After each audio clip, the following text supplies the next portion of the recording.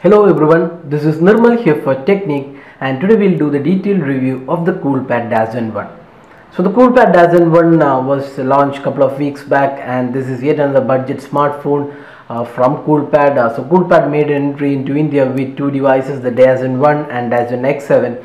So the Dazen 1 is a budget smartphone with pretty impressive specs, and this comes with a 5-inch HD display. It's powered by the Snapdragon 410 quad-core chipset with 2GB RAM and 8GB internal storage. There is an 8 megapixel rear camera and a front-facing 5 megapixel camera. It also comes with Android 4.4 KitKat with a custom Cool UI and a 2500 mAh battery. That's the spec aspect. So this device competes with the Euphoria, the Lenovo A6000 Plus. So initially it was priced rupees 6,999 and available exclusively on Snapdeal. Now the company has reduced the pricing of the device. Now it's selling for 5,999. That's really great pricing. So let's see how the device fares in terms of the overall performance, and is it a really value for money device. So let's first see the design and build quality. So design wise, the Dazen 1 isn't any great in terms of designs, but it's a fairly good looking device. You can see there is a white rear panel, although this also comes in black variant now. It is matte finish and has a smooth feel around. And you can see the power button is on the right side, the volume keys are on the left side, the top houses the 3.5mm audio jack, and the micro USB charging slot is at the bottom. You can see there are three capacitive touch buttons. They are backlit, but the backlit happens only when you touch them. And then you have the 5-inch HD display, the front camera. So overall this is a fairly good looking device, a pretty good build quality, but the weight is on a higher side when you compare with the Redmi 2 as well as even the Lenovo A6000 Plus. So that's the only problem here. So it's not really compact and it's pretty heavy as well. So that's the design and build quality. So overall it's a fairly good looking device in this category, although there is no standout feature in terms of the overall design. Now talking about the display quality, so this comes with a 5-inch HD display. That's an IPS panel, and the display looks pretty vibrant and colorful. The colors also look pretty natural, but the issue with the display is that the sharpness levels are not really that great, but it's an acceptable level. The viewing angles are pretty good because it has an IPS panel, and the brightness levels are also pretty decent. There is no protection on this display, just like the Corning Gorilla Glass protection on the Redmi 2 as well as the Euphoria. This does not offer any additional protection. So that's the difference between this display and the competition. So overall we would say the display is pretty decent. The touch response is also good. So all in all it's a decent display, although it's not the best in this category. It's a decent looking display.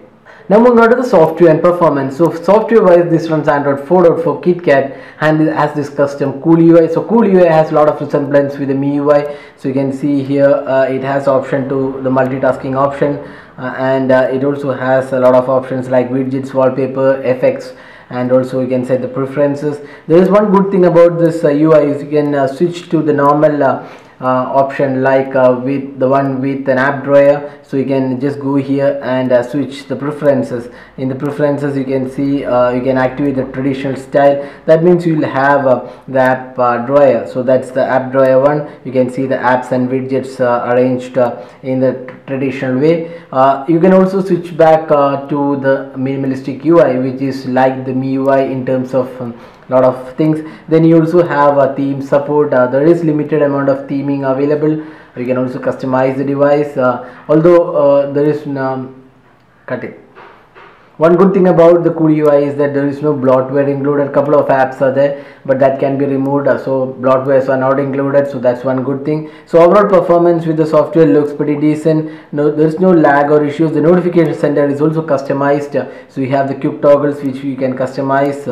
And overall performance looks pretty good, but the UI is not as polished as the MIUI 6. So although feature wise also it's lagging behind the MIUI 6, but it's an overall pretty well designed UI. We would say it's rather a good looking UI, but not as polished as the MIUI 6. Now the performance looks pretty good. It has the Snapdragon 410 quad-core chipset, and the performance looks pretty good. You also have a good multitasking option, and the overall performance with the 2GB RAM looks very good. There is no lag or issues, and even when you switch apps there isn't any big issue.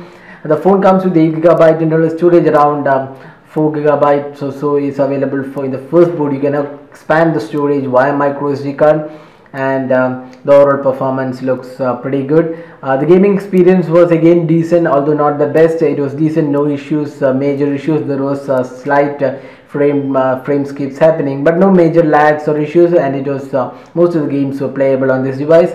Now this device also comes with 4G LTE support. We couldn't test 4G LTE in our area, but it does have support for 4G LTE. So that was the performance side. So all in all, we would say in the software and performance side, this is a pretty decent device, no major issues. The UI is pretty well built and good looking UI, although not as customizable as the MIUI 6. Now talking about the camera, that's the one area where there is a lot of competition. So the camera UI, although it does look pretty simple, it's not really that simple. You can see the menu, using the menu is not very easy. So you can see here, getting hold of this top menu where you have these additional controls is not very easy, and you often don't find this option to switch this.